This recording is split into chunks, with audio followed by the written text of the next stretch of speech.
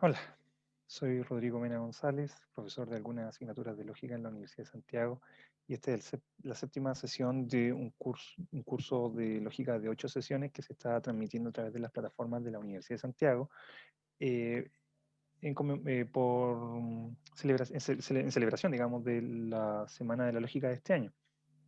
Así que, bueno, comencemos con la presentación. Sus objetivos son tres. En primer lugar, mostrar la utilidad que tienen algunos métodos que hemos desarrollado hasta el momento desde el punto de vista de la lógica de predicados para reproducir los resultados que obtuvo Aristóteles en su lógica hace 2500 años atrás. No, 2400, 300, no sé. Em, También mostrar algunas de las dificultades que se presentan desde el punto de vista de la lógica de predicados para los métodos de decisión.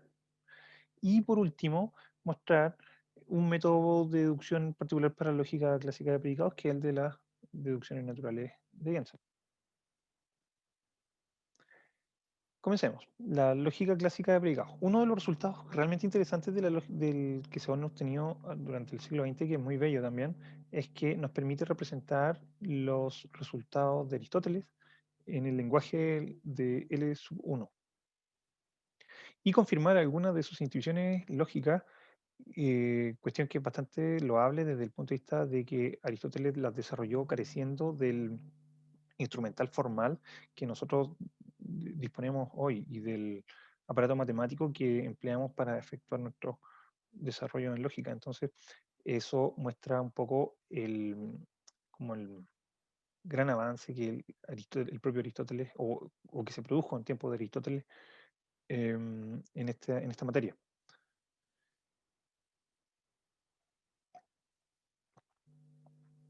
Lo primero que sería interesante señalar es que la lógica, lo que llamamos lógica aristotélica, em, es una lógica que se caracteriza por poseer oraciones generales. Es decir, que en el árbol que aparece en pantalla, por ejemplo, que nosotros empleamos en parte para hacer distinciones para el lenguaje de la lógica de predicados, las los trabajos efectuados por Aristóteles en este sentido se concentran principalmente en las oraciones de sujetos generales, que son aquellas que se refieren a todos o a algunos de manera indeterminada. De forma que expresiones como Juan es trabajador están excluidas de los principales trabajos, al menos de este filósofo. Y por lo tanto, expresiones antecedidas por nombres propios, pronombres personales, descripciones definidas o expresiones demostrativas también están fuera del ámbito de su trabajo. También excluye individuos formados por un colectivo, como por ejemplo el Senado. Para la lógica aristotélica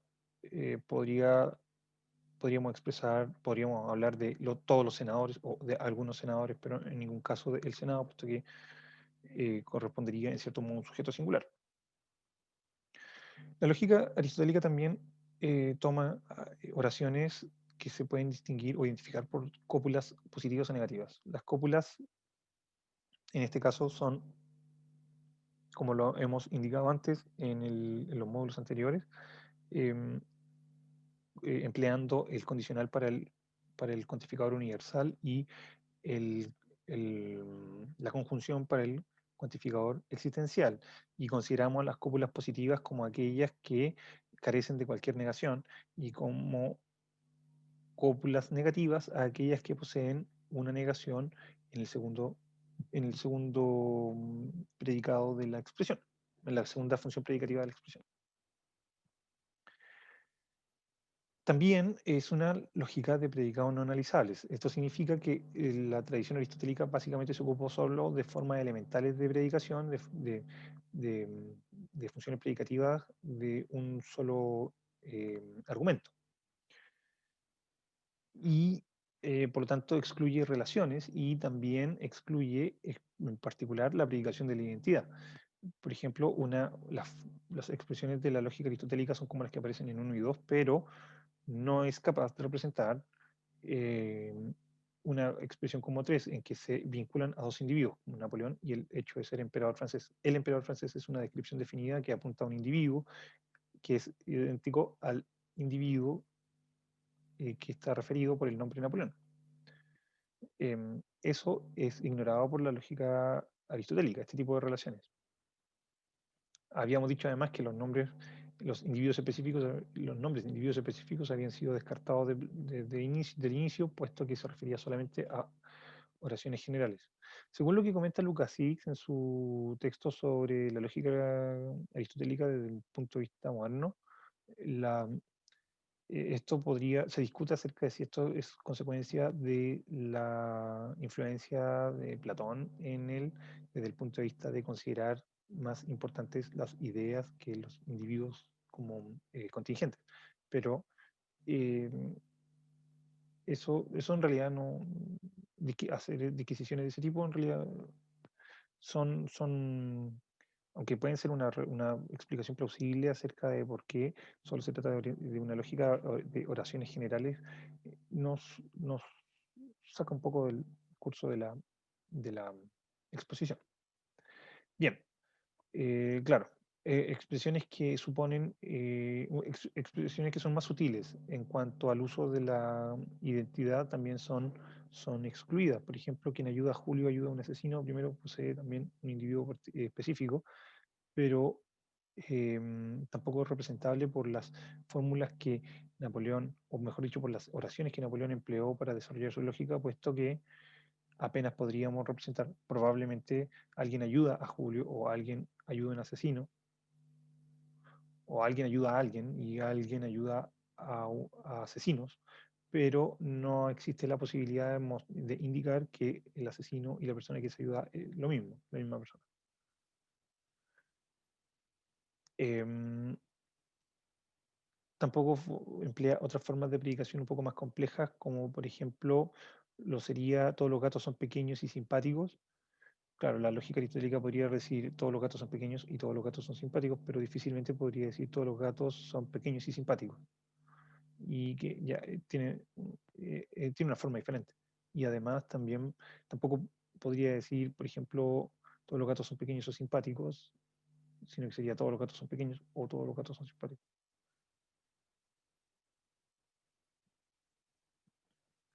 Em, un aspecto interesante que conviene destacar es que el análisis de la oración, el análisis gramatical de la oración de parte de la lógica aristotélica, eh, toma como sujeto a toda la expresión que está antes de la cópula, como todos los gatos, y como predicado a toda la expresión que está después de la cópula, que es, en este caso, la palabra pequeños. La tradición entiendo que los conoce como supuesto y atributo también, y estos son los términos de la relación. Sujeto y predicado son los términos de la relación, son los extremos de la oración en una dirección y en la otra. Eh, Distingue cuatro tipos de oraciones, las que aparecen en pantalla, de la 1 a la 4, que además pueden ser identificadas de acuerdo a dos criterios, de cantidad y cualidad, en este caso si su carácter es afirmativo o negativo.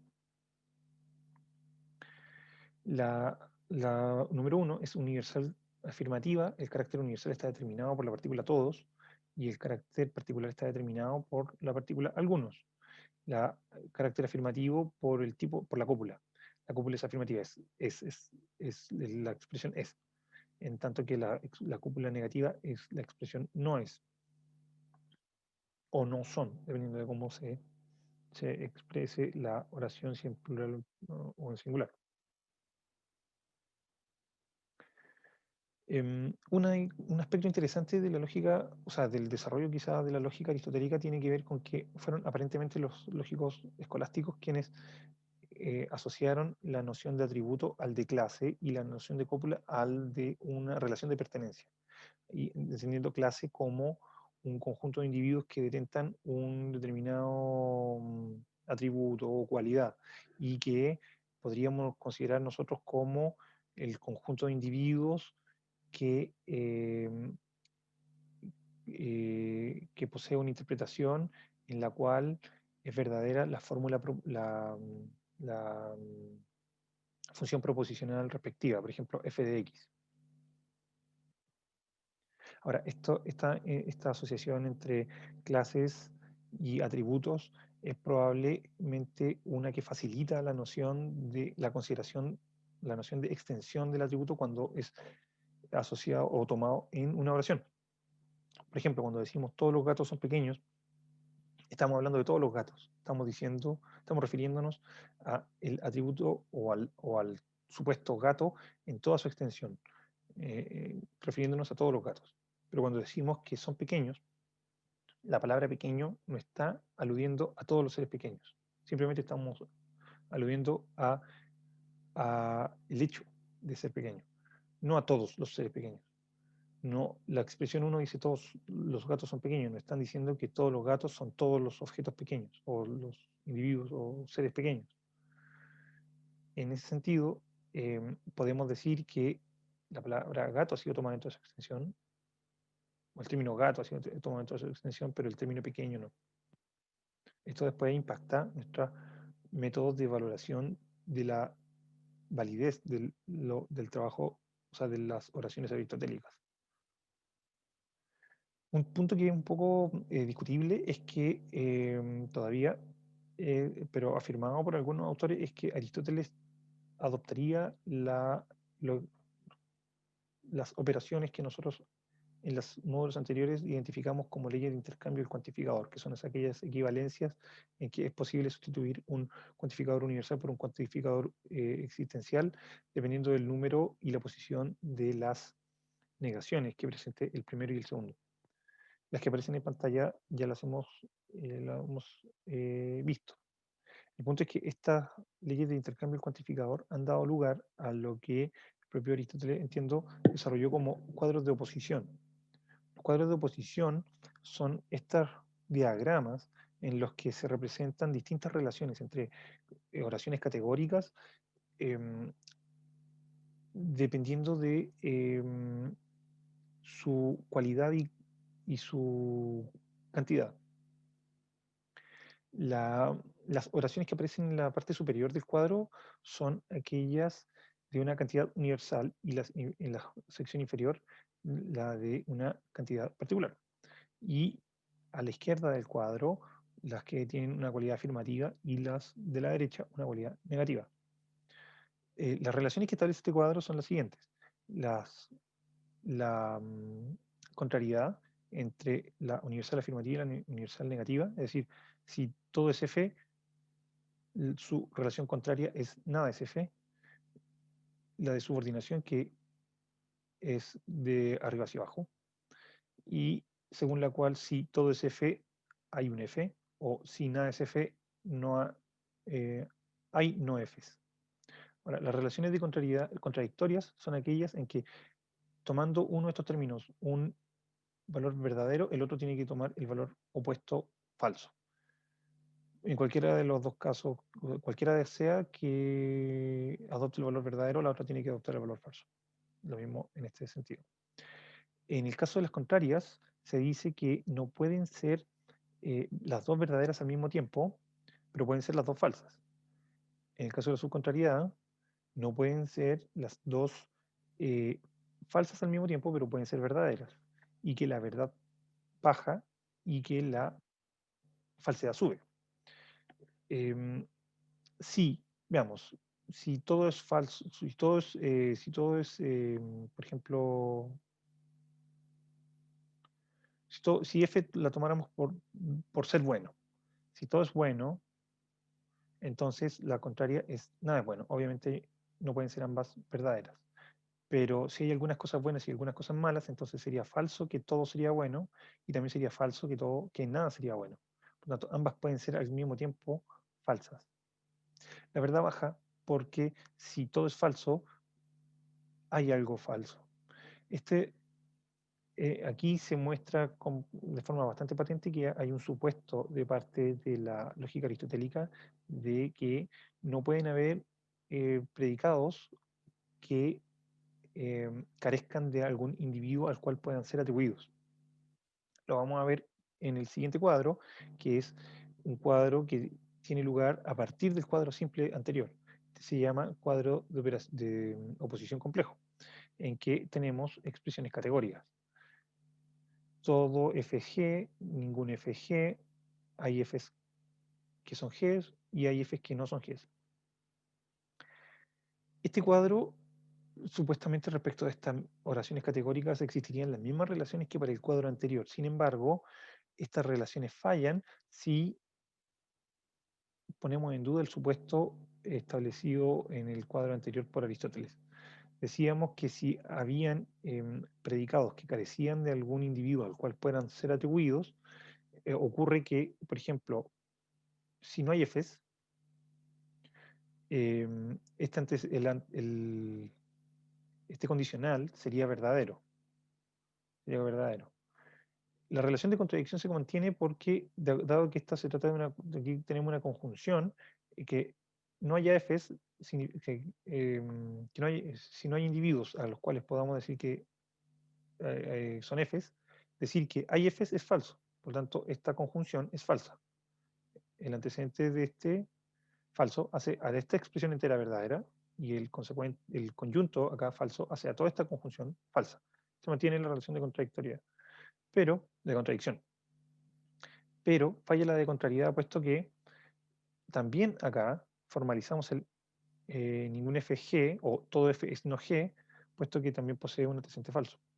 Por lo tanto, ambas expresiones son verdaderas y dijimos que ambas no podían ser verdaderas al mismo tiempo, solo podían ser falsas al mismo tiempo. Ahora, también falla la subordinación porque si esta expresión es verdadera, la inferior también debería ser verdadera, la subordinada también debería ser verdadera. El problema es que también posee una conjunción con un conjunto falso, por lo tanto es falsa, de manera que nos baja la verdad. Falla la relación de subordinación en este sentido. Ahora, aunque sea probablemente polémico, sería interesante señalar que según Lukasiewicz, Jan Lukasiewicz, en un libro, bueno, no sé si ya lo mencioné, la lógica aristotélica desde un punto de vista moderno, él señala que el conjunto de observaciones que hace Napoleón acerca, o sea, perdón, Aristóteles acerca de la lógica podrían ser resumidas en un sistema que posee dos tesis. La primera tesis es de tipo condicional, simplemente condicional, y la segunda es una tesis condicional que tiene un antecedente compuesto por dos oraciones distintas. Lo que quiere decir aquí Lukasiewicz es que, de acuerdo a la forma descriptiva en que trabaja Aristóteles en el órgano, que es el conjunto de textos de lógica escritos por él, eh, Aristóteles no tiene el propósito de presentar un sistema con reglas de inferencia como podría ser un sistema de deducción natural, un conjunto de un simple conjunto de reglas de inferencia que permite derivar cualquier conclusión a partir de un conjunto específico de hipótesis.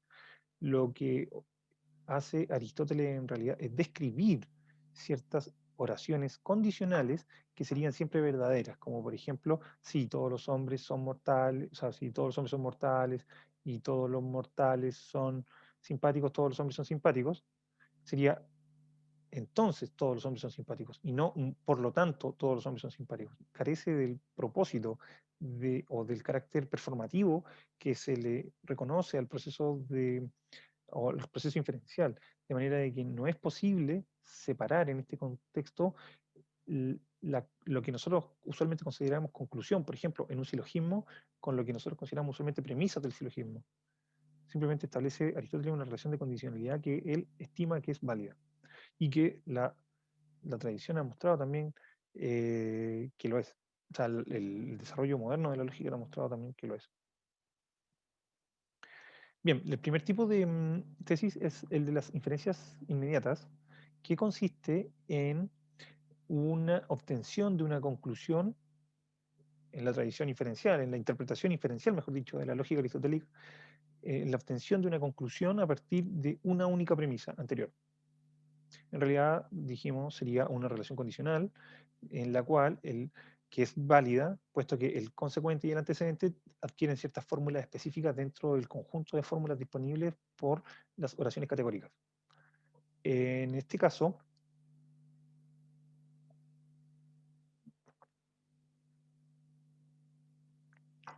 decimos que un ejemplo, digamos, ya algunas de las relaciones que están expresadas en el cuadro de oposición pueden ser consideradas como inferencias inmediatas desde el punto de vista aristotélico. Por ejemplo, la relación de subordinación puede ser considerada una inferencia inmediata, puesto que la verdad del antecedente, en este caso, da lugar a la verdad del consecuente también. Dijimos que la verdad baja. Entonces, ese es un tipo de inferencia inmediata también. Las más conocidas, fuera de las que están expresadas o que pueden ser expresables en virtud de las que están en el cuadro de oposición, son las siguientes: la obversión y la conversión. Todas las otras, porque hay incluso algunas más, pueden ser derivadas, entiendo, según a partir de la obversión y la conversión. En el caso de la obversión, lo que ocurre es que tomamos la contraria, o en su caso la subcontraria de la premisa, y negamos el predicado. Por ejemplo, si decimos que todo f es g, lo que decimos aquí es que ningún f es no g, que desde un punto de vista simbólico es básicamente lo que aparece en pantalla. Podemos decir lo mismo con la expresión inferior, aunque no la tengo diagramada en esta presentación. Si decimos que hay un f que es g, podríamos decir que hay un f que no es no g. Em, la conversión, en su caso, consiste en la permutación de los términos de la fórmula anterior. Si quisiéramos verlo desde un punto de vista diferencial, la permutación en la conclusión de los términos que aparecen en la premisa, eh, sin modificar la cualidad ni la cantidad. En este caso, esto es lo que el profesor Correia mencionaba como, entiendo yo, como una de las herencias del canon de Proclo, y que eh, básicamente supone invertir los términos de la oración, manteniendo el carácter afirmativo, su carácter afirmativo, y la cantidad. El, el problema es que hay un caso en que eso no es posible. Si decimos, por ejemplo, eh, ninguna foca es un gato, podemos decir con bastante seguridad que ningún gato es una foca. Si queremos decir que hay focas que son bebés, podemos decir que hay bebés que son focas. Hay animales bebés que son focas. Si queremos decirlo de otra forma un poco más castiza, si hay focas que son animales bebés, hay animales bebés que son focas. Sería una conversión correcta. Pero decir, por ejemplo, que todos los feos son gordos, de decir que todos los feos son gordos, nosotros no podríamos suponer la verdad de que todos los gordos son feos, puesto que, como dije hace un rato atrás, en el caso de la universal afirmativa, el primer término está distribuido, porque hablamos de todos los feos, por ejemplo, y por lo tanto está tomado en toda su extensión, pero la palabra gordos no estamos hablando de todos los gordos, sino que estamos hablando de que todos los feos son gordos. No podríamos decir al contrario que todos los gordos son feos. Por eso es necesario bajar un escalón, disminuir la calidad, como la cantidad, y señalar que hay algunos gordos que son feos, por ejemplo. Ese tipo de conversión se llama conversión simplícita y aparece en la pantalla. Esa es a ver, esa es la versión incorrecta. No debería ser así. Debería ser así. Ah, perdón. Esta es la versión correcta. Claro, esta es la versión correcta porque este es el universal negativo, que es correcto. La conversión simplíquita está bien. La conversión Praxean se llama, perdón. Conversión Praxean se llama, aquella que se efectúa sobre la universal afirmativa y que tiene como conclusión, si lo vemos desde un punto de vista inferencial, a la particular afirmativa. Bueno, como dije, eh, todas las demás son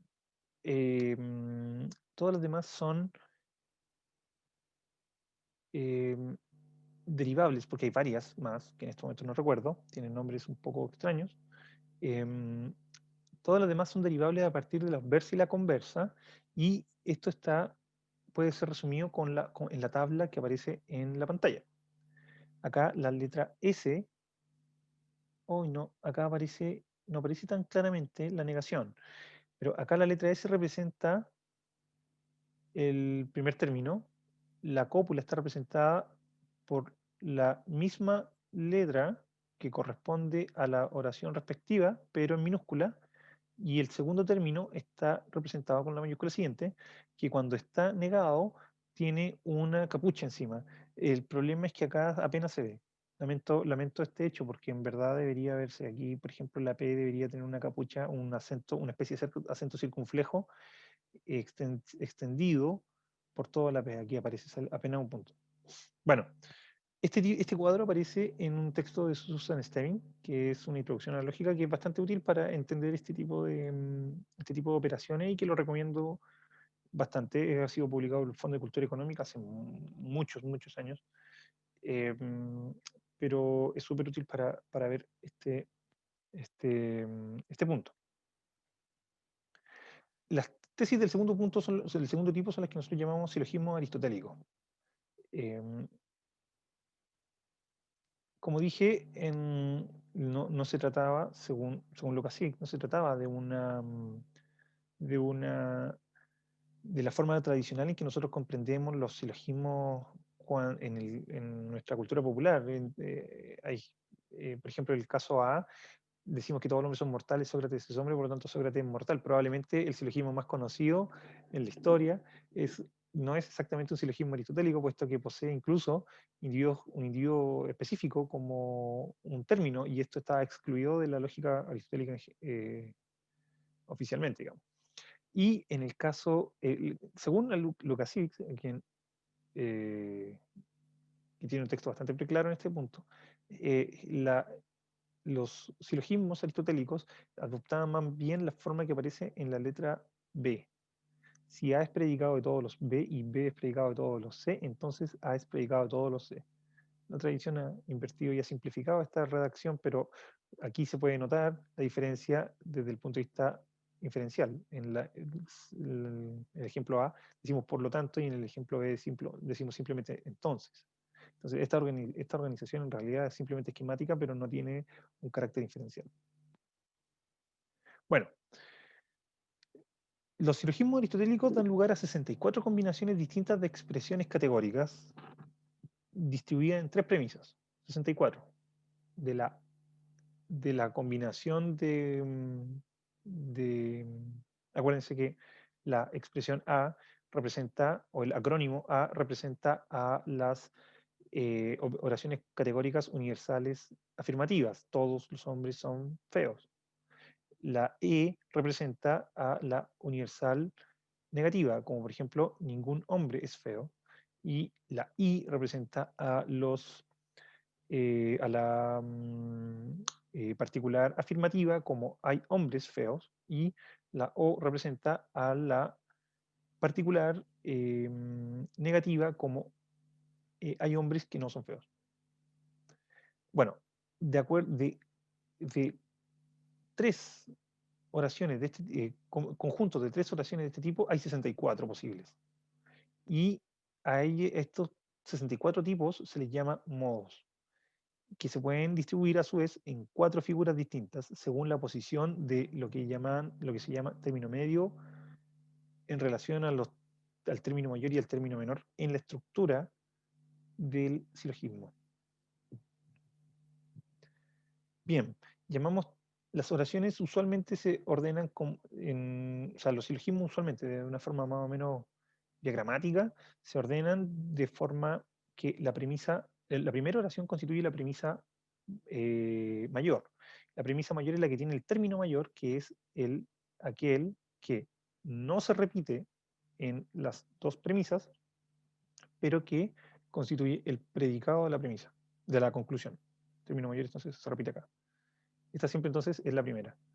Y el término menor es aquel término que no se repite entre las premisas, pero constituye el primer término de la conclusión.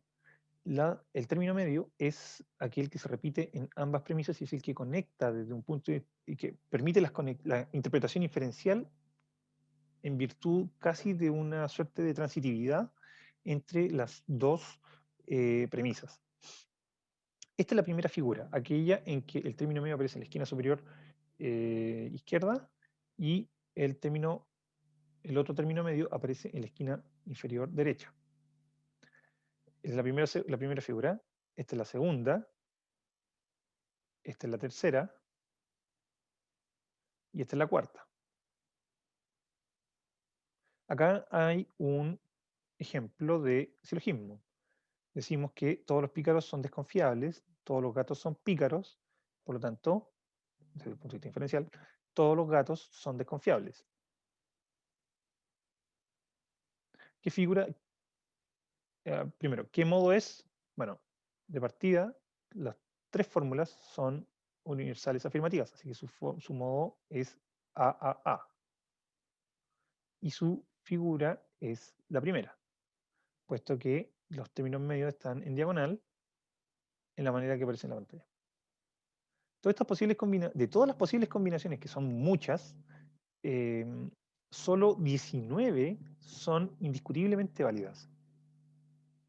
Solo 19. Las que aparecen traducidas en esta estrofa, o sea, resumidas en esta estrofa latina, que usualmente todo el mundo trata de aprenderse, pero fracasa miserablemente. Em, Acá hay un código inscrito en en el nombre de cada una de las modos, digamos. La palabra bárbara, por ejemplo, posee 3A. Esto significa inmediatamente que se trata de un silogismo del primer modo. A. Celaren, perdón, del modo AAA. Modo. Celaren es el segundo tipo de fórmula silogismo válido que tiene una premisa mayor E, una premisa menor A y una conclusión E. Y así, este el primero, el segundo, el tercero, el cuarto, quinto, sexto, etcétera. Los que están en cursiva. En algunos casos, sus letras, de hecho, creo que en casi todos, sus letras permiten, las letras,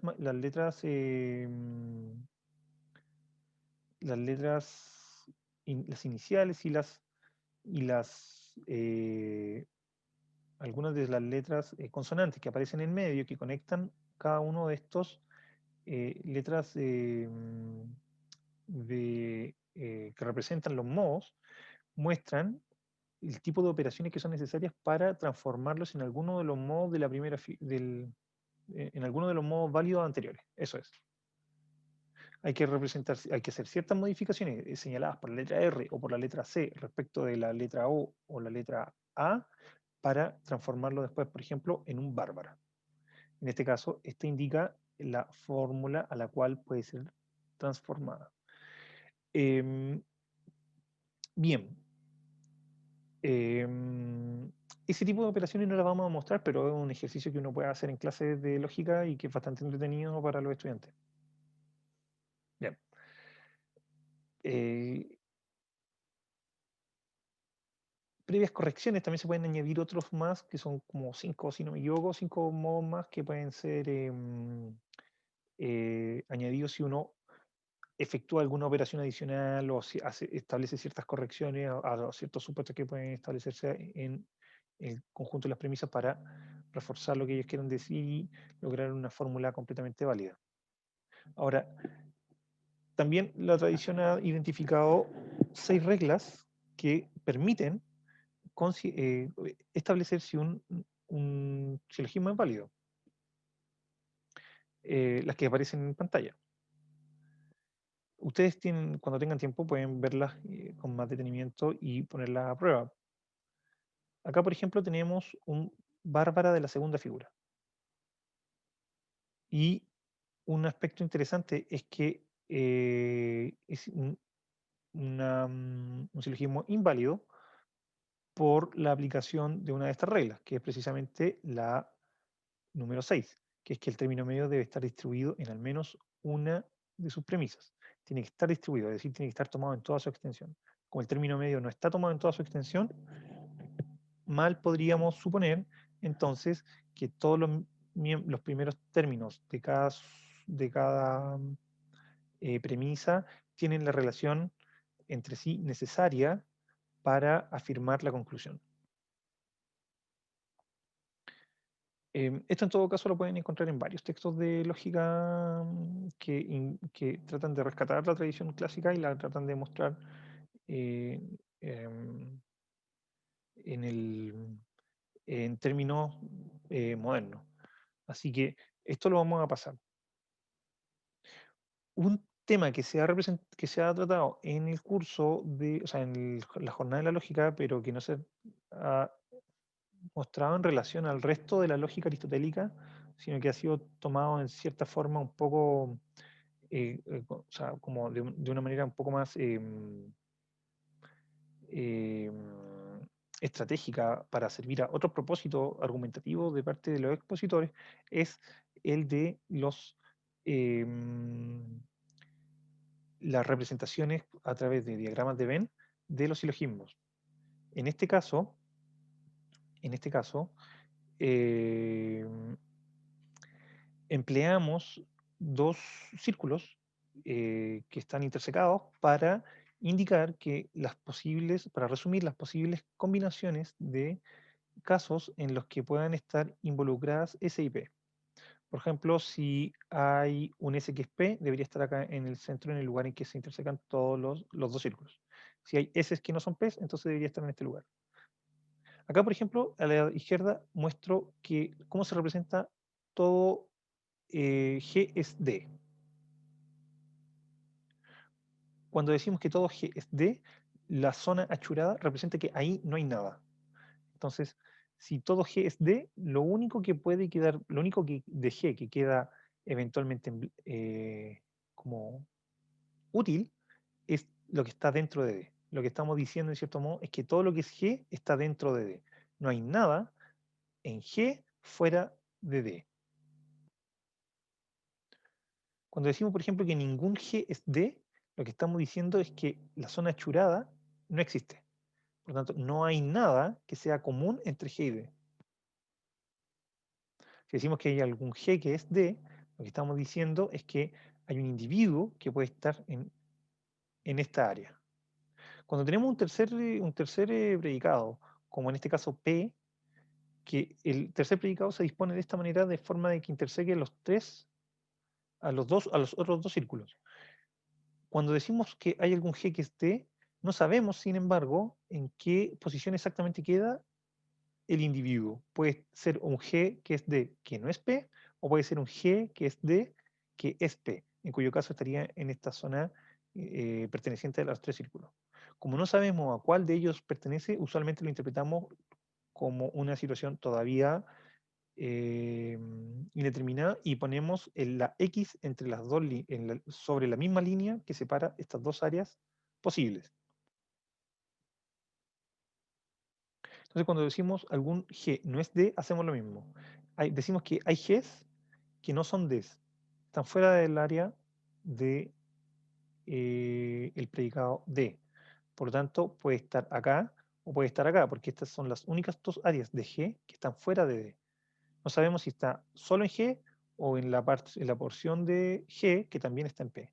Por lo tanto, ponemos la X en la línea divisoria. En el caso del ejemplo, vamos a revisar el Bárbara de la segunda figura, que era inválido. Entonces decíamos que todos los gatos son desconfiables. Eso significa que no existe nada, no existe ningún gato que no sea desconfiable. Todos los gatos son desconfiables, por lo tanto, el conjunto de los gatos es un subconjunto de los seres desconfiables. Decimos que todos los pícaros son desconfiables. Hacemos lo mismo. No hay individuo que sea pícaro que esté fuera de el predicado desconfiable. Acá esta zona es el resultado de traslapar los dos colores, así que, pero en realidad también significa que no hay nada acá. A partir de las dos premisas deberíamos poder inferir inmediatamente la conclusión. La conclusión era, todos los gatos son desconfiables, pero no sabemos Eh, no, perdón, no era esta la premisa, porque esta es la repetición de la... perdón, esta no es la conclusión, porque es la repetición de la premisa. La conclusión debería ser que todos los pícaros son gatos. Perdón, acá hay un error. Todos los pícaros son gatos. Pero eso no, no se puede demostrar porque pueden haber pícaros que sean, que estén fuera del área de los gatos. Pueden haber pícaros acá, ya que dijimos que, que todos los pícaros son desconfiables, pueden ser gatos o no gatos. Por lo tanto, no podemos acá no podemos derivar este resultado de ninguna manera, eh, con absoluta certeza. Por lo tanto, esta representación nos muestra que como no sabemos si los gatos, si todos los gatos, o sea, todos los pícaros son gatos, entonces no podemos concluir esto. Acá este símbolo de interrogación debería decirnos si hay aquí o no realmente. Efectivamente, no sabemos. Por lo tanto, no lo podemos derivar. La respuesta en un diagrama de Venn, las respuestas deberían emerger automáticamente con el simple acto de llenar los requisitos gráficos de las solas premisas. Salvo en los casos excepcionales en que hay que añadir algún supuesto para validar el argumento, en general, las premisas la representación de la gráfica de las premisas debería dar inmediatamente como resultado la representación gráfica de la conclusión. Vamos a ver el bárbara de la primera figura, que es un modo válido. Bien, decimos que todos los pícaros son desconfiables. Todos los pícaros son desconfiables. O sea, no hay pícaros que estén fuera de la esfera de lo desconfiable. Y que todos los gatos son pícaros. Es decir, no hay gato fuera de la esfera de lo pícaro. Por lo tanto, todos los gatos son desconfiables. Y aquí es indudable, porque todo lo que queda de gato está dentro de la esfera de lo desconfiable. No hay nada de gato que pueda estar fuera porque todas estas áreas están achuradas. Eso significa que no hay nada en esta área. Todo lo que es gato, entonces, queda dentro de los límites de la representación de lo desconfiable. Bien, esto que sirva un poco para complementar la información que, que hemos tenido acerca de, en el curso de la semana de la lógica, acerca de, de los usos diagramáticos para representar la lógica aristotélica. Ahora pasemos a lo siguiente, la parte de cierto interés deductivo que tiene la lógica clásica de predicado. A ver, dijimos que desde un punto de vista semántico, era muy difícil, probablemente imposible, demostrar la insatisfacibilidad de las fórmulas del lenguaje L1, puesto que habría que revisar infinitos modelos e interpretaciones para cada fórmula a fin de determinar si son satisfacibles o insatisfacibles. En la medida en que encontremos una que sea verdadera, entonces tenemos inmediatamente demostrado que es satisfacible. Pero si no encontramos ninguna verdadera, no significa que sea insatisfacible, porque no hemos revisado todo el stock de posibles interpretaciones para determinar si es que en algún caso esta fórmula puede ser verdadera igual. Y no, por lo tanto, insatisfacible. Ahora, para eludir estos problemas se pueden... bueno, lo mismo ocurre con las demostraciones de validez, en cierto modo, al revés. En la medida en que encontremos un contramodelo para una fórmula, podemos, o para un conjunto de fórmulas, podemos decir que esta, eh, esta fórmula es inválida. Pero,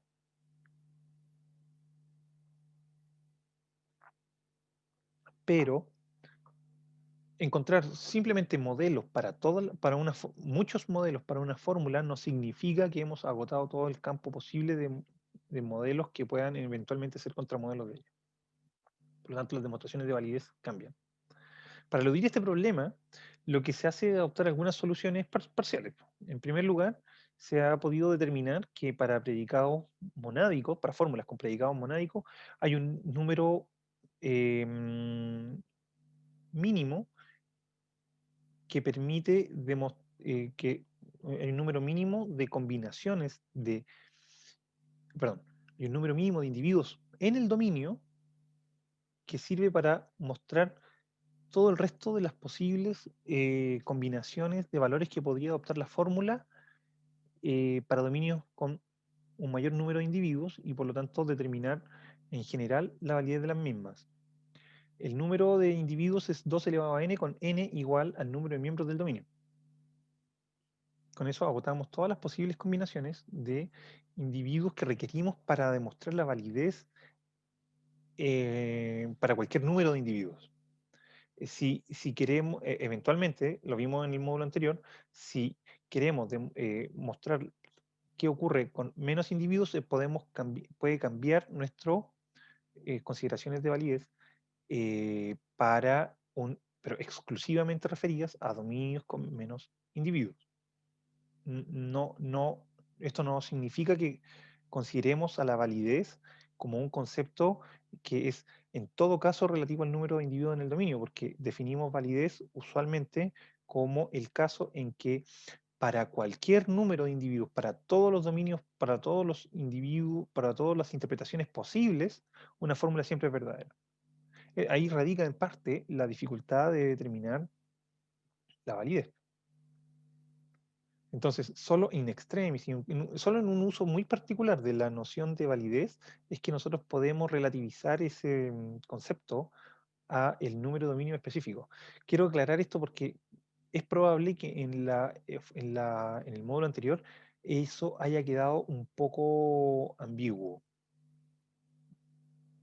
Bien, habiendo dicho eso, lo que nos interesa señalar es que también para ciertos predicados poliádicos lo que es más fácil demostrar, o sea, si queremos demostrar insatisfacibilidad, lo que tenemos que hacer es tratar de buscar satisfacibilidad. Y lo mismo al revés, si queremos buscar validez, tal vez es más fácil mostrar invalidez. Bueno, esto se expresa en parte en los árboles de verdad, que es nuestro método de decisión favorito luego de ver que las tablas de verdad son bastante complicadas y sobre todo para este tipo de lógica. Acuérdense que los árboles de verdad era una estrategia que nos permitía determinar si una fórmula era válida o no, o era claro, si era válida o no, em, interpretando en cierto modo, en el proceso derivativo, las reglas desde el punto de vista semántico, pero sin atribuirles realmente un valor semántico. Entonces, las reglas pueden ser aplicadas sin tener en consideración valores, simplemente por la forma que poseen, pero en el proceso es mucho más fácil hacerlo si nosotros pensamos a la negación como una falsedad y por lo tanto aplicar una regla que es adecuada a la falsificación de una fórmula en lugar de aplicarla como si fuera simplemente un conjunto de instrucciones basadas en combinaciones de símbolos. Esa forma de abordar el árbol de verdad también es posible, pero es más difícil. Es mejor pensar en términos de valores de verdad. Aunque, como insisto, no sea estrictamente semántico el método de decisión de los árboles de verdad.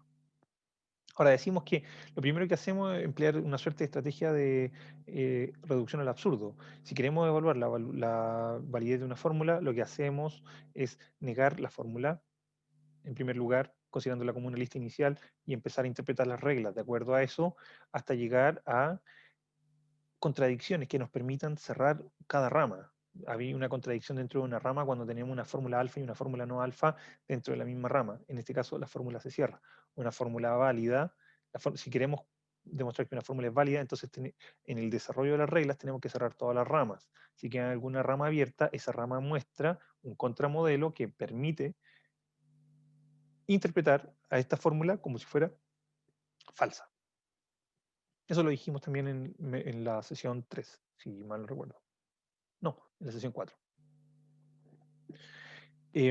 Bien, ahora, en el caso de la lógica oracional, perdón, en el caso de la lógica de predicados monádicos, también podemos emplear el árbol de verdad como un método de decisión efectivo y nos permite identificar contramodelos para esquemas y argumentos inválidos.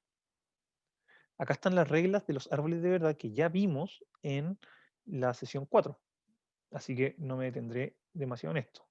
Sí me detendré a señalar que En el caso de la lógica de predicados, necesitamos añadir estas dos reglas en este momento para poder operar eh, con los árboles de verdad. Estas reglas nos dicen que la negación que antecede a un cuantificador universal nos da lugar a un cuantificador existencial que tiene, o particular, en la que se niega su alcance. Y lo mismo al revés. Entonces, esta es la regla, en realidad, como si ya lo identificó, la regla de intercambio del cuantificador que hemos empleado todo el tiempo, o que hemos reconocido de clases anteriores. En el caso de la regla 7, lo que tenemos son reglas de em, eliminación del universal, o que tienen otro nombre, la verdad del universal y la verdad del existencial. Ese es el nombre efectivo. Son solo reglas de verdad. ¿Por qué? Porque las negaciones las sacamos antes en virtud del intercambio del cuantificador.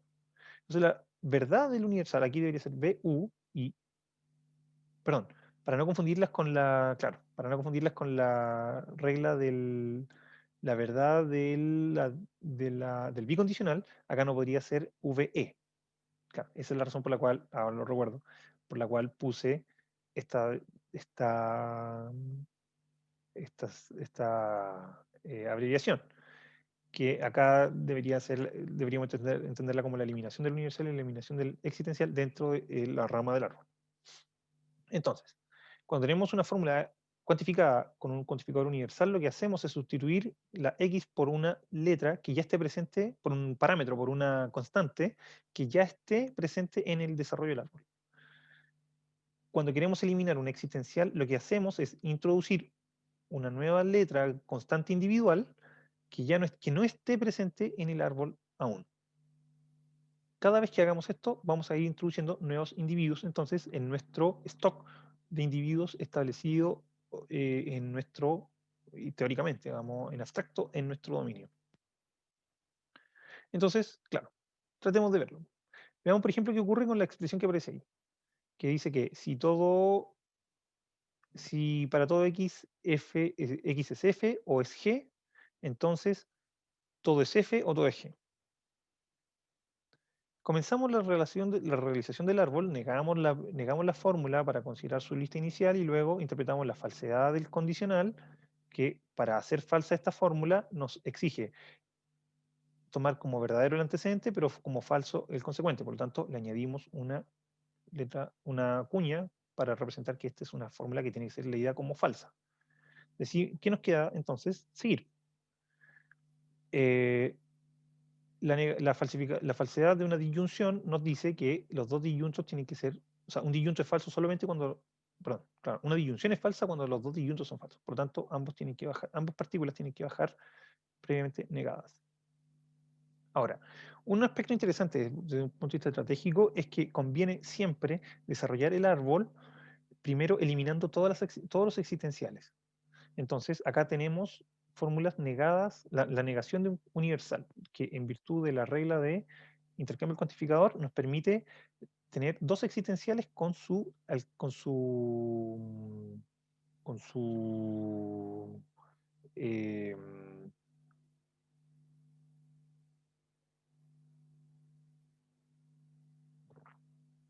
con su alcance negado. Em, Entonces tenemos dos existenciales. Aquí podemos operar con facilidad, porque si no tendríamos que introducir un individuo para eliminar porque la única fórmula que nos queda por desarrollar, la 2 y la 5, además de la 6 y la 7. Si quisiéramos sacar esto, tendríamos que introducir un individuo amparado en la hipótesis de que nuestro dominio es no vacío. Usualmente en nuestra lógica adoptamos esa alternativa para evitar ciertas complicaciones la interpretación de algunas fórmulas cuantificadas si tuviéramos vacío. Pero, pero, en este caso, tenemos existencial. Entonces, siempre es preferible desarrollar el existencial para tener un stock de individuos para emplear luego la eliminación del universal. Entonces, desarrollamos la eliminación de los existenciales que quedan negados y ahora sí podemos eliminar el cuantificador universal. Para eliminar el cuantificador universal tenemos que elegir uno de estos dos términos de individuo A o B que han sido introducidos en este árbol. Elegimos el A y lo sustituimos cada ocurrencia de la variable ligada por el cuantificador X en la fórmula f de x o g de x. Entonces tenemos f de a o g de a. Ahora, buscamos la contradicción porque la idea es determinar la validez. Por lo tanto, siempre buscamos contradicciones, tratamos de generar contradicciones. La verdad de una disyunción nos abre un árbol, o sea, una rama. El problema es que genera una contradicción, efectivamente, entre 11 y 9, entre 11 y 8, pero queda abierta la rama de GDA que no tiene ninguna fórmula negada hacia arriba con la cual pueda contradecirse. Por lo tanto, la única opción que tenemos es reinterpretar el cuantificador universal buscando la otra letra que sabemos que a ciencia cierta que sí existe en el, en el dominio. Generamos los pasos correspondientes, sustituimos la letra B o sea, sustituimos en la variable X por la letra B, por por el otro parámetro que nos faltaba, y podemos lograr un cierre entre 8, o sea, perdón, entre 9 y 13 acá, pero esta otra rama de 13 queda abierta. Una vez que ya hemos desarrollado todos los posibles pasos dentro del árbol y hemos eliminado todos los cuantificadores de forma castiza, en la forma ordenada en que lo hemos hecho, decimos que el árbol está, que hay una rama al menos que está completa y que por lo tanto el árbol se ha desarrollado, en cierto modo, casi de manera completa. Aquí estamos habilitados para detenernos y generar y ver si es que existe la posibilidad de formar un modelo o contramodelo y determinar, o sea, perdón, un contramodelo o determinar si es válida la fórmula. En este caso, como la rama queda abierta, es inválida. Tenemos un contramodelo. El contramodelo está representado por este, este dominio, compuesto por exclusivamente dos individuos, y con la interpretación del predicado F como B, como aparece en 13, y la interpretación del predicado G como A, como aparece en esta rama. Con eso basta para efectuar las sustituciones respectivas.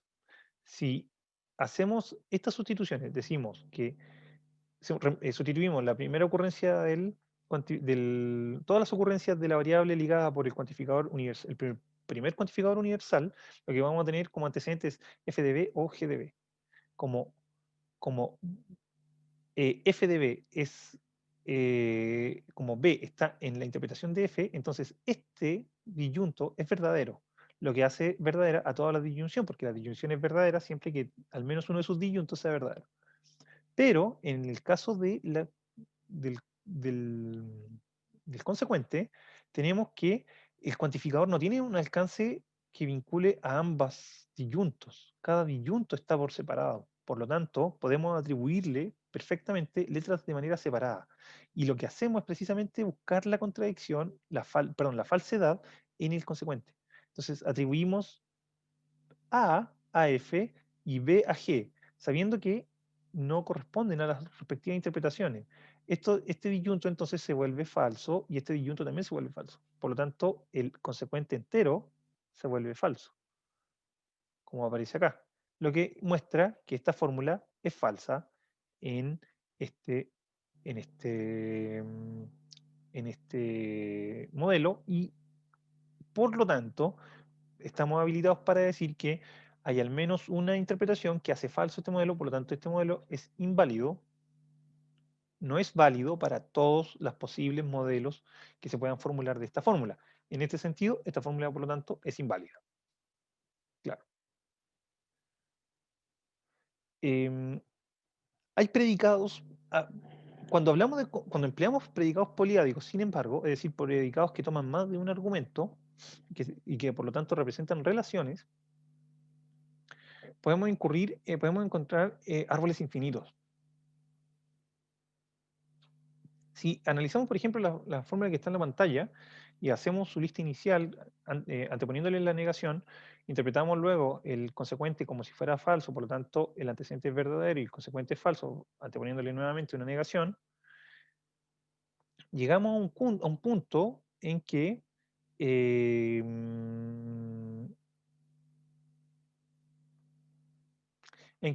llegamos a un punto en que para despejar la negación que aparece en 3, la trasladamos al otro lado del cuantificador, en este caso ya universal, y no podemos introducir nuevos parámetros o nuevas constantes en el árbol, puesto que no tenemos ningún existencial que nos diga que hay al menos un individuo en el dominio que sea X. Lo que tenemos es dos universales, dos cuantificadores universales. En este caso tenemos que inevitablemente asumir que el dominio, para poder desarrollarlo, si queremos asumir, si queremos comprometernos, mejor dicho, con los dominios no vacíos, en virtud de ese mismo hecho, comprometiéndonos con dominios no vacíos, tenemos que asumir que al menos hay un individuo en el dominio que cumple alguna de estas condiciones. De hecho, ambas, porque dice todas. Si todas son verdaderas, entonces tiene que cumplirlas. Por lo tanto, estamos habilitados para hacer las sustituciones de este individuo nuevo, hipotético, en cierto modo hipotético, o mejor dicho, forzoso para nosotros, de acuerdo a la asunción de que se trata de un dominio no vacío. Tenemos que hacer estas sustituciones en las ocurrencias de X en alguno eh, de las fórmulas cuantificadas en 2 y 4 en este caso. Elegimos la 2, eliminamos el cuantificador y sustituimos A por un individuo nuevo llamado, o sea, sustituimos X por un individuo nuevo llamado A. Si seguimos el desarrollo, haciendo lo mismo con, bueno, acá ya en 5 ya estamos habilitados para introducir un nuevo individuo y le damos el nombre B. Si desarrollamos 4, caemos en la misma posición, en la misma circunstancia, en que eh,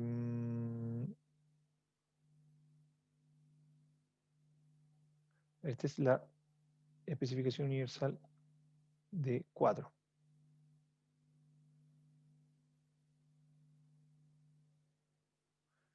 4. Claro, para buscar cualquier individuo, para buscar cualquier contradicción, nosotros elegimos al eliminar el universal en D4 en 7, elegimos una A para buscar la contradicción eventual con la letra, con 6. Entonces elegimos A y luego hacemos las sustituciones, pero como acá en 8 estamos obligados a introducir un nuevo parámetro que no está en la rama, tenemos que introducir una C. Entonces, llegamos al punto 9 y algo ya sabemos que está mal, porque no hemos podido lograr con facilidad la contradicción y al no haber un cierre, tenemos que seguir buscando interpretaciones de los cuantificadores que nos permitan hacer el cierre. Como tenemos FDA con B, y acá no ocurre que F de AC, tenemos que tratar de sustituir, cambiar el universal por alguno de los otros parámetros que tenemos. Perdón, la partícula que hemos, claro, sustituir la X del universal o de los universales por alguno de los otros parámetros. Si seguimos haciendo este mismo proceso, nunca vamos a cerrar este árbol. Este árbol entonces es infinito, porque no podemos deshacernos, cerrar en ningún caso esta rama. ¿Qué muestra esto? Esto nos muestra, en cierto modo, que para al menos el número de individuos que hemos atribuido al dominio, esta fórmula es inválida. Y como este proceso es repetible recursivamente hasta el infinito, probablemente la fórmula es inválida en general. O sea, de hecho, es inválida si ya es inválida para uno, es inválida en general, pero al menos podríamos decir que es probablemente insatisfacible. Bien, uno de los resultados que vimos en el módulo anterior y que sería interesante, respecto al cual sería interesante volver, es el siguiente, el de las fórmulas normales preanexas. Dijimos que este tipo de equivalencias que resultan verdaderas desde un punto de vista semántico dan lugar a la posibilidad de trasladar los existenciales como anidados dentro de una fórmula molecular al exterior de la fórmula molecular, como aparecen todas las expresiones que están a la derecha de la pantalla. Trasladamos todos los existenciales o el cuantificador universal desde dentro de la fórmula hacia el exterior. Las fórmulas que son resultado de este traslado se llaman fórmulas normales preanexas. Y el procedimiento es el que aparece en pantalla. Desde un punto de vista, lo quise tocar acá porque esta es la forma en cómo opera desde un punto de vista deductivo y no desde simplemente de la manipulación del símbolo y no desde el punto de vista semántico. Lo primero que hay que hacer es traducir todas las fórmulas a sus respectivas formas conjuntiva y disyuntiva, o en este caso en realidad sustituyendo los condicionales por sustituyendo los condicionales o los bicondicionales por haciendo las transformaciones respectivas necesarias para obtener conjunciones o disyunciones y despejando todas las negaciones que puedan estar afectando a un conectivo. Una vez que la hemos logrado, que acá eh, sacamos los conectivos que no son disyunciones, acá eliminamos las negaciones que están antecediendo a un condicional o que afectan a un condicional, y luego, recorriendo la fórmula de izquierda a derecha, tenemos que ir desanidando cada una de las fórmulas respectivas y cada uno de los cuantificadores respectivos fuera de su respectiva molécula y ir agrupándolos a la izquierda secuencialmente. Pero siempre en el primer paso se ve de izquierda a derecha, pum, el primero sale. Después viene el segundo paso. Puede ser el mismo cuantificador que haya que manipularlo diferente, o sea, varias veces, como en el caso del ejemplo, pero siempre tiene que ir saliendo primero el de la izquierda a la derecha. Ese es el orden al menos en que lo sugiere Alonso Church en su introducción a la lógica, en su texto de introducción a la lógica, que dicho sea de paso, probablemente uno de los mejores textos de introducción a la lógica que se ha escrito jamás. Y que lo recomiendo encarecidamente porque es muy completo, sobre todo desde un punto de vista histórico.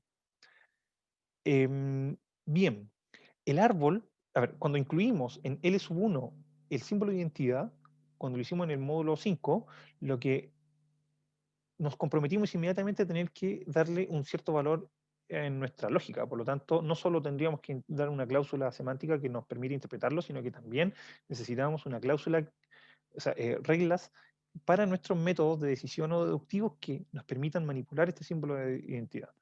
En el caso de los árboles de identidad, lo que hacemos es, si es que aparece una fórmula, o sea, si es que aparece una combinación de fórmulas, de esta manera, en que tenemos un individuo, perdón, esto se aplica solo a individuos.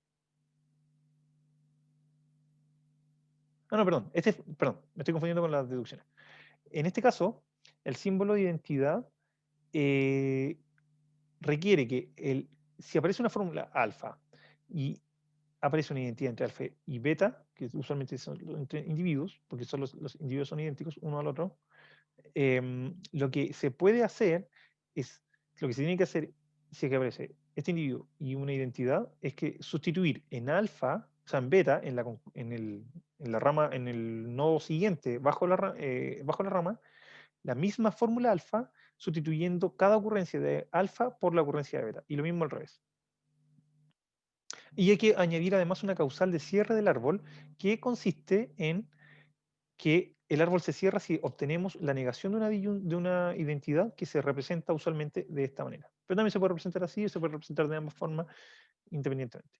Ahora, obviamente como queremos evitar ambigüedades, tenemos que decidirnos por una de ellas para representarla en todo caso. Nosotros decidimos emplear esta última, la, la identidad tachada. Entonces veamos qué podemos demostrar. Aquí, por ejemplo, vamos a demostrar una de las características que nosotros le imputamos a la identidad originalmente en la sesión anterior, que es que la identidad es una relación reflexiva. Perdón, es una simétrica. Eso es. Decimos que para todo x, para todo y, si x es igual a y, entonces y es igual a x. Si desarrollamos este árbol, lo que hacemos primero es identificar su lista inicial. Aquí, por razones de espacio y tiempo, no alcancé a indicar todas las justificaciones de cada paso, así que las voy a decir yo ahora. Hacemos la lista inicial en 1, luego intercambio el cuantificador en 2, luego eliminación del existencial introduciendo un parámetro que no está presente en la rama del árbol en cada ocurrencia de la variable ligada por el cuantificador existencial, y en este caso la x. Sustituimos la x por la letra a en este caso. Luego, eso lo hicimos en el paso 3. En el paso 4 intercambiamos el cuantificador nuevamente y eliminamos el cuantificador de 4 sustituyendo su variable por b.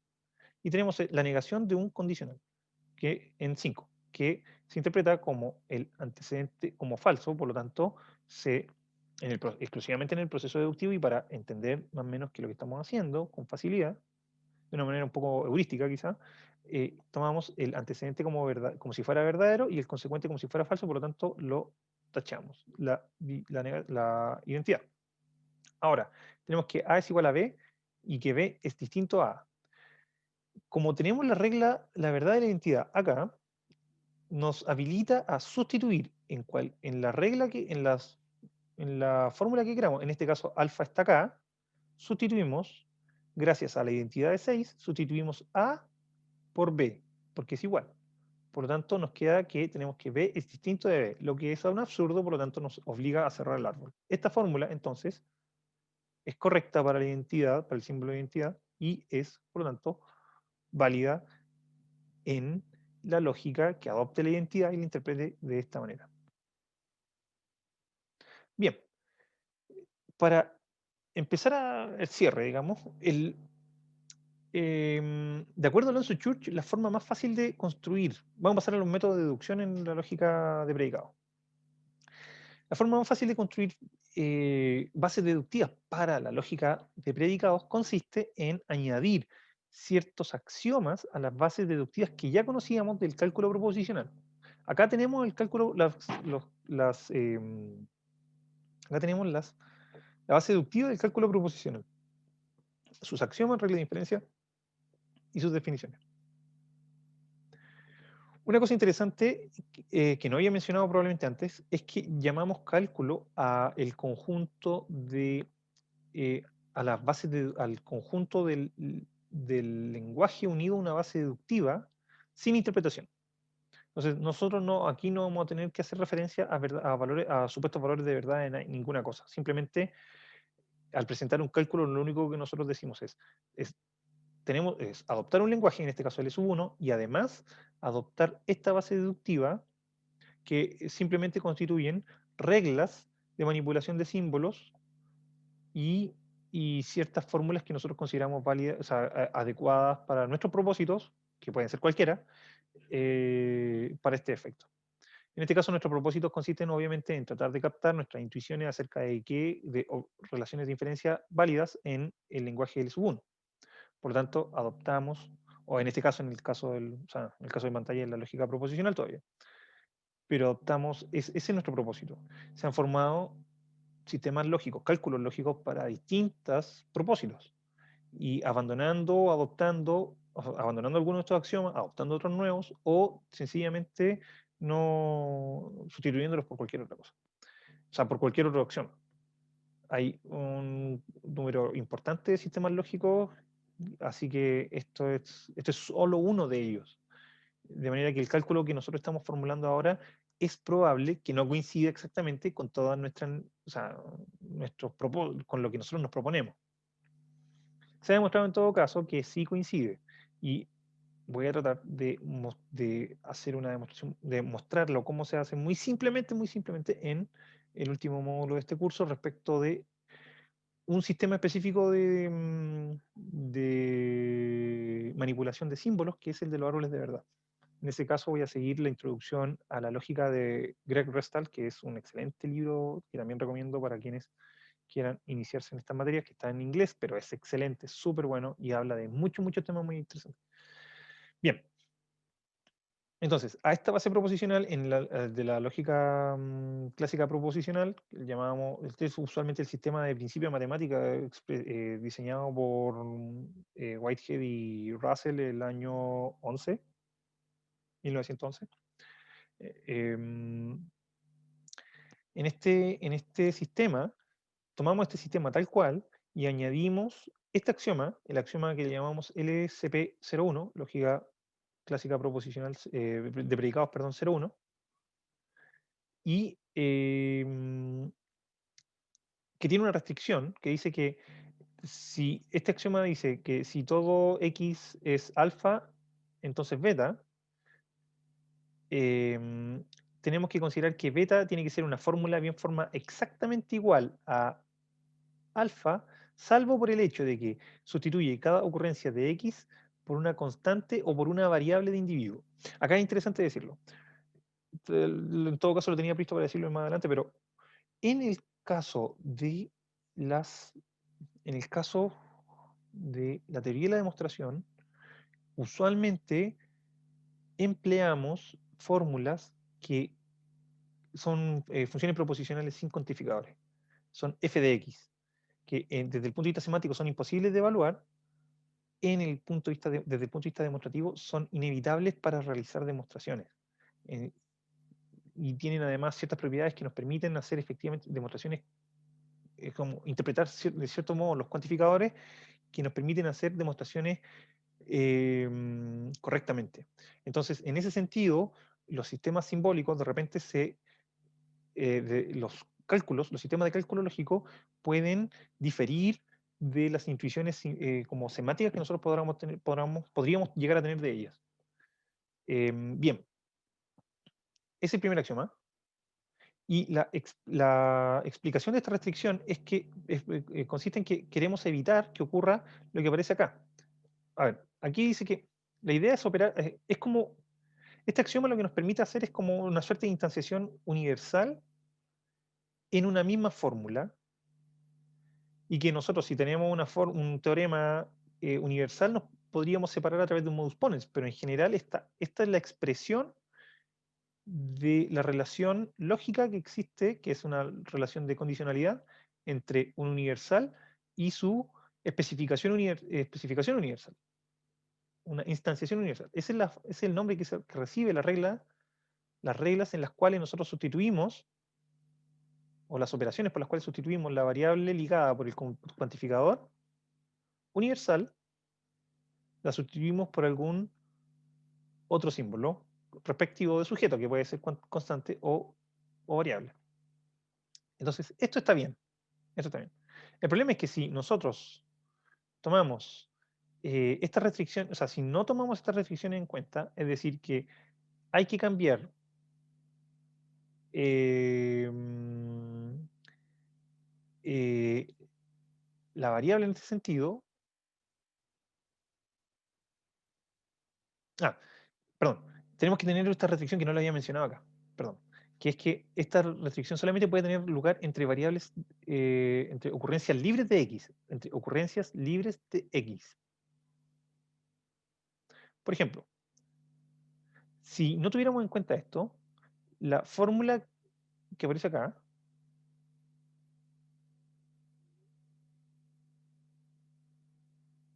perdón, acá está mal la enumeración, pero la fórmula que aparece en 4, por ejemplo,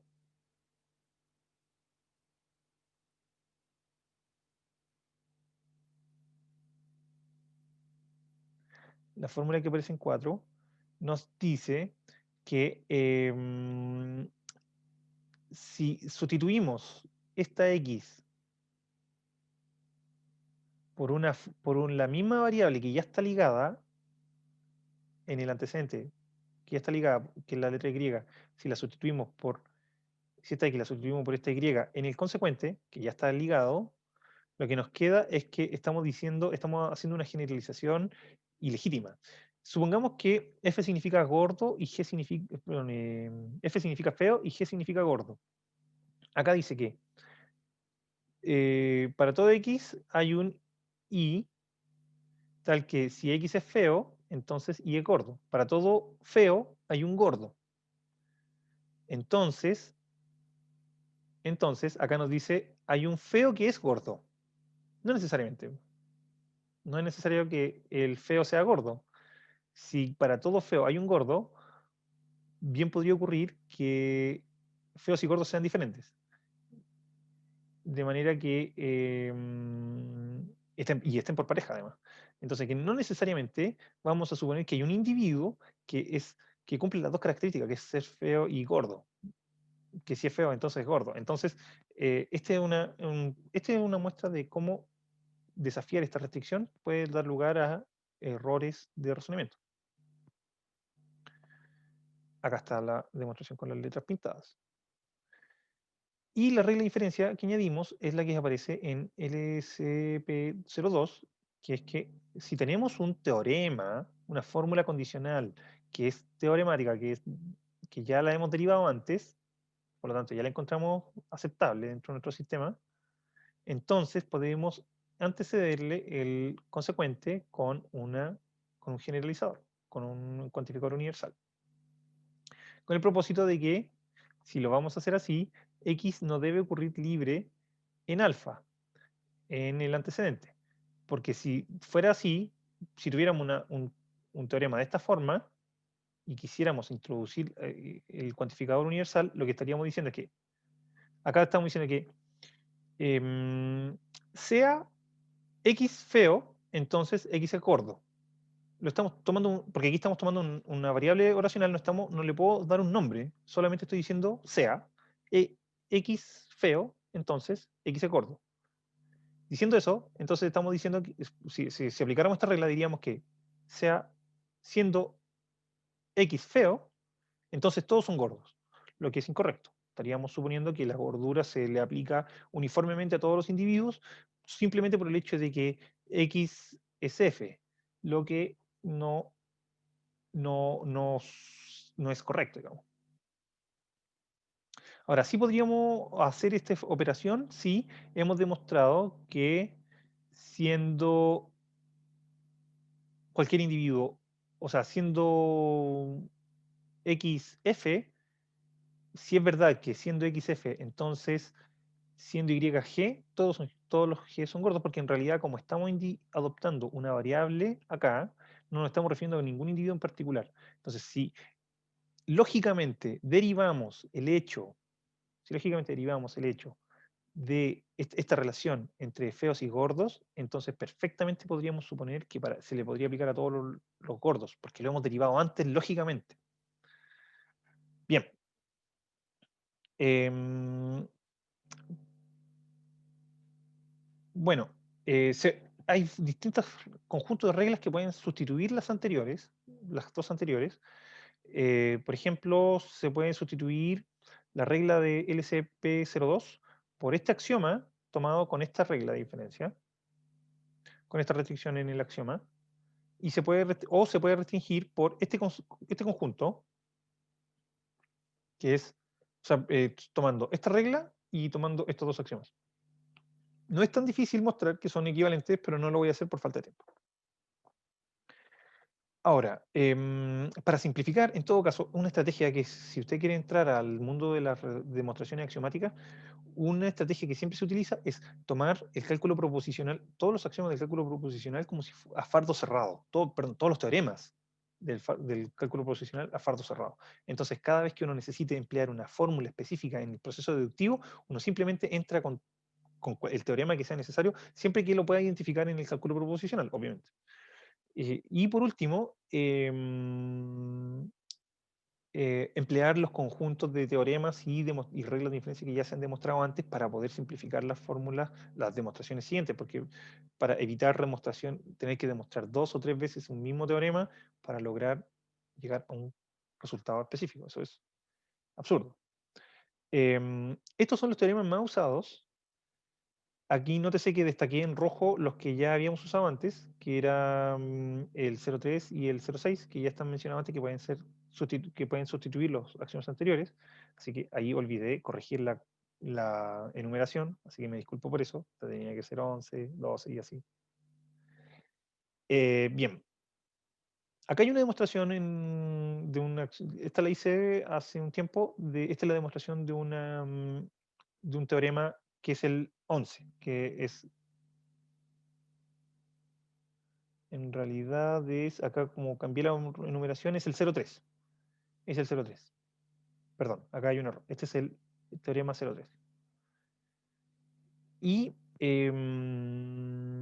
bueno, comenzamos tomando el 0,1.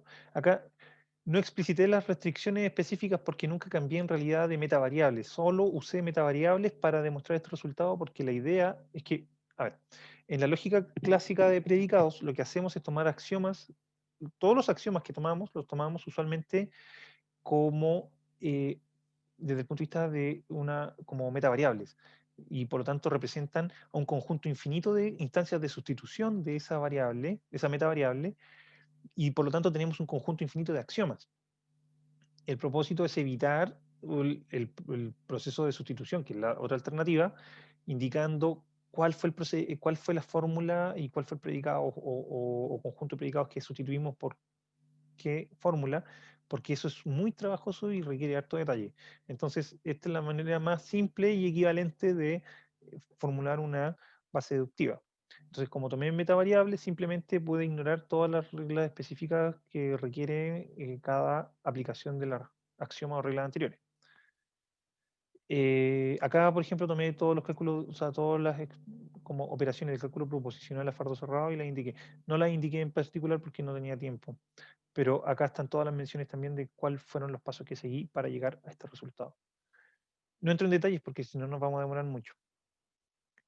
Por último, voy a decir una cosa. También podemos introducir también podemos adaptar el cálculo de Jensen, el método de Jensen, que es el de deducción natural, arbóreo, a las reglas que tenemos.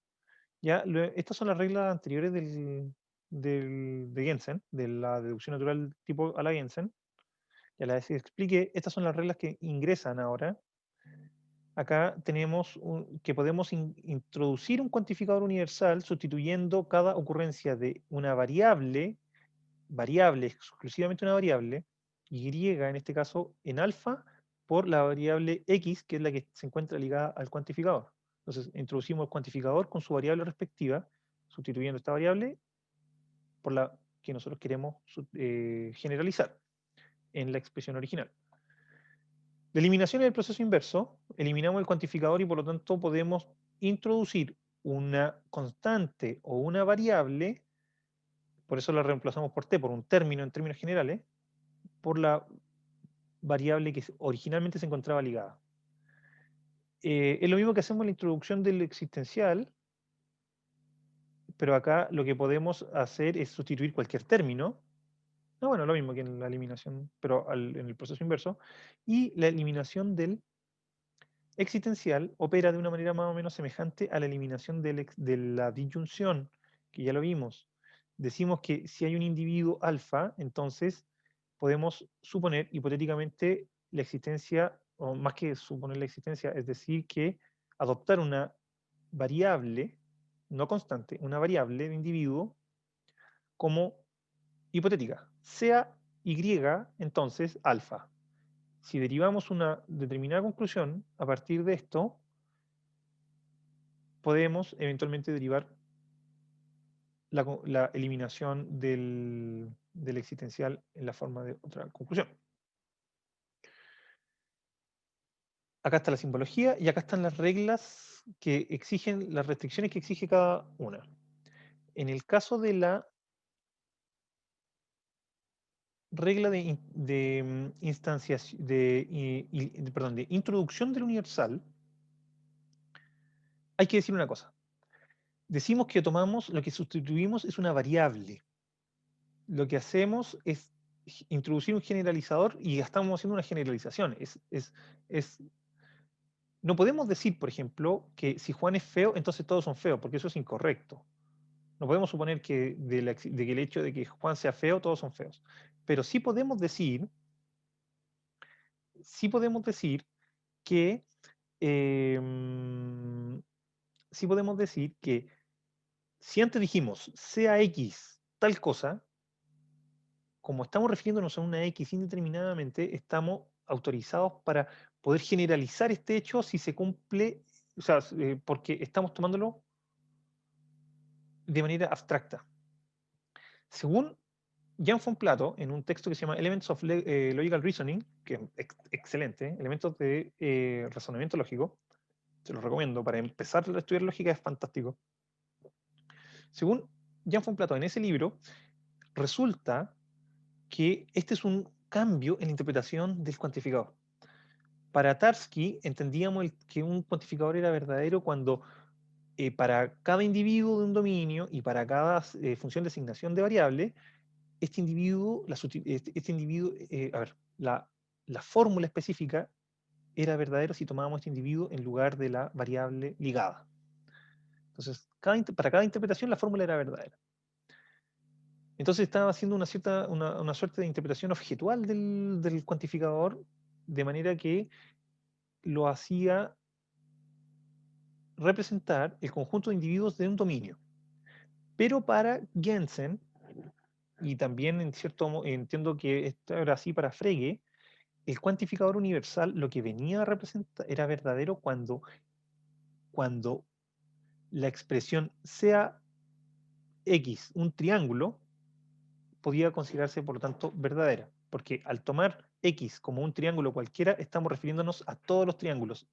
Al tomar X de manera indeterminada para designar a un triángulo, estamos tomándolo en representación y en lugar de todos los triángulos. Por lo tanto, lo que nosotros dedujéramos a partir de sea X un triángulo, entonces será aplicable para todos los triángulos en general.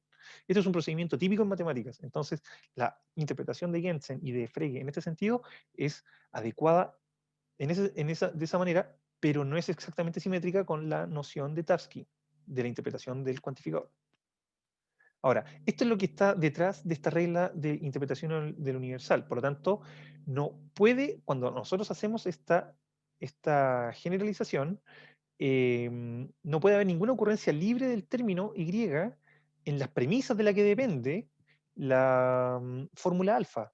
Porque si en las premisas esta expresión está abierta, em, la conclusión dependería exclusivamente de esas premisas. Acá creo que tengo un ejemplo. Claro, pasaría algo como esto. Si en este caso, por ejemplo, tenemos que Juan es fastidioso, estaríamos suponiendo que para que todos los individuos son fastidiosos exclusivamente porque para Juan lo es. Entonces, si nosotros desafiamos esta restricción, lo que estamos haciendo es generalizar indebidamente una cualidad que solo tomamos en virtud de un único individuo.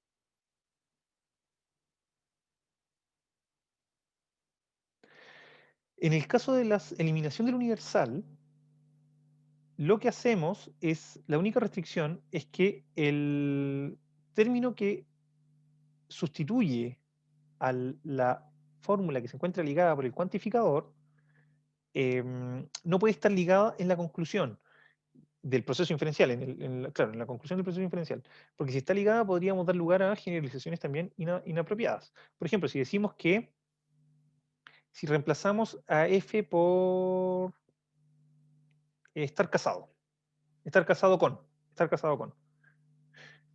la expresión que aparece en pantalla que dice todos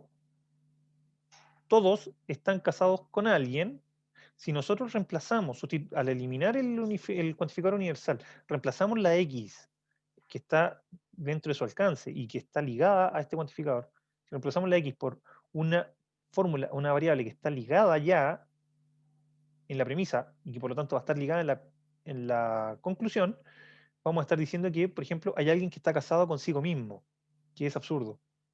No, o sea, menos, no es posible que alguien esté casado consigo mismo, por lo tanto, no corresponde a esta interpretación porque estamos haciendo una interpretación cuando decimos que F es casado con, a esta interpretación no corresponde esta derivación, por lo tanto, esta regla sirve para evitar ese tipo de interpretaciones incorrectas. Y por último, en este caso,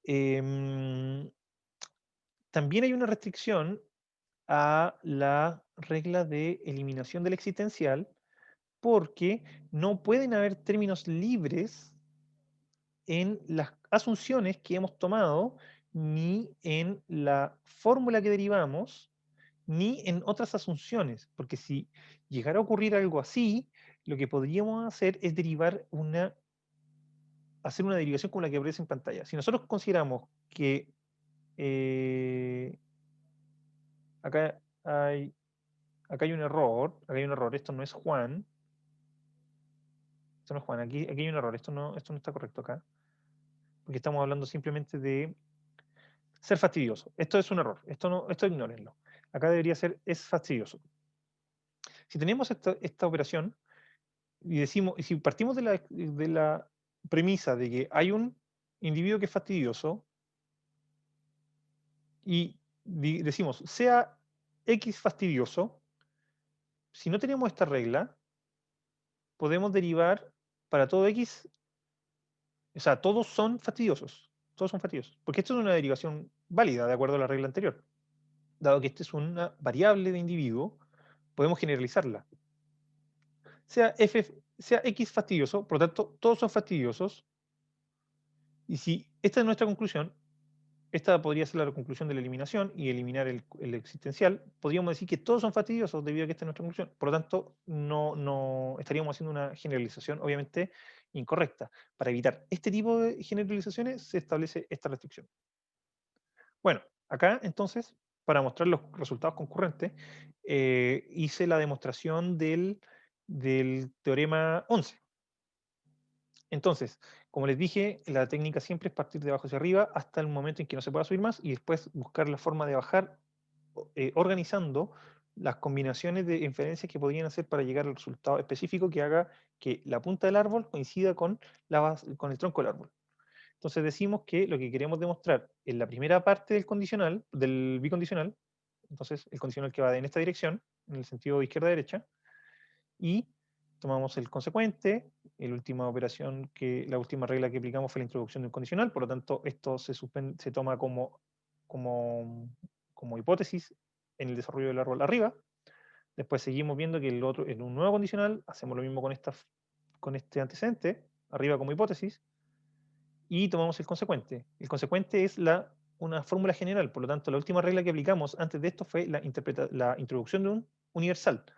Por lo tanto, beta es una fórmula que tiene un parámetro, f de x, por ejemplo. Acá, como estamos trabajando con simplemente metavariables, no nos estamos metiendo en esos problemas pastosos de variable y constante, parámetro que tenemos que evitar, etc. Entonces, simplemente hice el procedimiento, sin ese riesgo, por suerte, y em, luego no podía subir más porque beta era el último que tenía. ¿Qué viene de beta? No sabemos. Entonces tuve que tomar las premisas y como ver cómo combinarlas. Teníamos alfa y teníamos un condicional con alfa en el centro. Entonces aquí obviamente este universal tenía que eliminarse. Lo tomé como premisa, eliminé el universal por una especificación, una eliminación del universal. Hice un modus ponens, que es una eliminación del condicional, y ahí aparecen todas las reglas hacia abajo. Ahí, como ya sabemos cuáles son las reglas, simplemente tenía que indicar el número en cada caso. Acá entra la premisa 2, por lo tanto es la introducción de un condicional con 2, y acá entra la premisa 1, por lo tanto la introducción del condicional con 1. Y este es el otro lado. Ahí lo dejo para que ustedes lo vean. Si quieren revisarlo con más detenimiento, pónganle pausa al video. Y por último, acá sí que terminamos, creo. La introducción de la identidad también genera ciertas reglas. Esta es una regla de orden cero que le llaman, que es una regla que no tiene, que puede ponerse bajo cualquier premisa. Y la regla de eliminación, o perdón, que puede partirse, perdón, con esto como premisa, al tiro inmediatamente, en cualquier momento. Y esta es una regla de eliminación en la que la identidad permite sustituir la constante que está afecta a un predicado por otra, siempre que sean idénticas. Entonces, acá está la demostración de la transitividad de la identidad, que también la habíamos visto arriba, si mal no recuerdo. Comenzamos el mismo proceso. Vemos que el último símbolo fue un condicional, por tanto esto queda como premisa, y el consecuente queda como la conclusión de la regla anterior, y tenemos este consecuente. Entonces hasta aquí nomás podíamos llegar. ¿Qué teníamos que hacer? Teníamos que saber cómo derivar esto. Entonces, esta era la duda incógnita. Como es un condicional, o sea, una conjunción, obviamente la primera regla que podríamos hacer, emplear, tiene que estar relacionada a la conjunción, en este caso la eliminación de la conjunción. Eliminando un conjunto, nos resultaba además que de eliminar un conjunto a la vez, nos iba a generar que A es igual a B y que B es igual a C. Por lo tanto, nos iba a generar una instancia de la aplicación de la eliminación de la identidad. ¿Cuál identidad eliminamos? Esta. Eliminamos esta identidad reemplazando en esta A igual B la letra C por B. O sea, B por C, perdón. Entonces queda A igual C. Y ahí conectamos las dos áreas y tenemos la, mm, la derivación lista. Interprételo como quiera, esto funciona. Así que está listo. Bien, eso. Creo que efectivamente, no hay más láminas. Esto es lo que tenía previsto para este módulo, así que agradezco su atención y los dejo invitados para las actividades siguientes dentro del día. eh, y el módulo final, que es, verá algunos de los temas que han quedado pendientes de esto, de este módulo que tiene que ver con otros aspectos deductivos de la lógica de predicados, y una pequeña observación acerca de cómo las cláusulas semánticas pueden eventualmente coincidir con las sintácticas en la lógica clásica proposicional, que es más simple y más rápido de ver. Así que eso. Me despido y nos vemos en el próximo módulo.